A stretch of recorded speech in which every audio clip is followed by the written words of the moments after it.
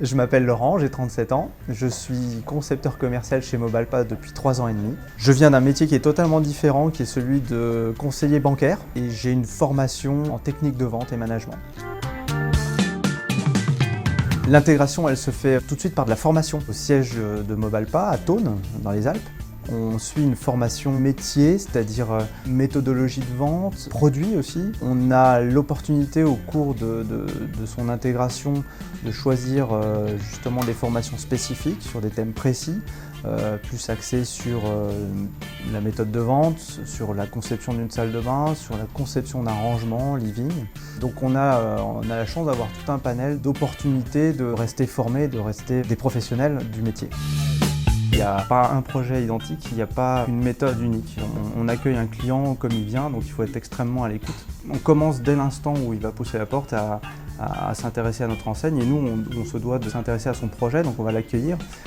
La deuxième, c'est l'écoute, la découverte vraiment de son projet. On va utiliser des supports, on va lui poser des questions, on va le laisser parler. Ensuite, on va le concevoir, ce projet-là, on va le passer du rêve à la réalité et on va présenter dans une dernière étape ce rêve qui en fait est une réalité pour pouvoir finalement avoir un nouveau projet réalisable. Ce métier en fait est très enrichissant parce qu'il allie 3 facettes, une facette technique, une facette commerciale, une facette décorative. Il faut que ce qu'on a dessiné ça soit réalisable.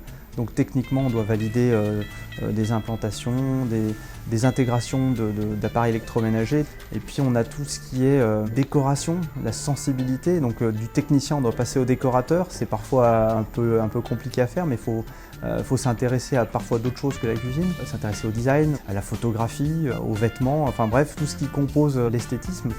Il faut composer un projet en tenant compte de ces 3 critères-là. Comment je le conçois, est-ce qu'il va être beau et comment je le vends. Ce que je voudrais aussi rajouter, c'est l'aspect convivial, convivialité, ambiance, esprit d'équipe.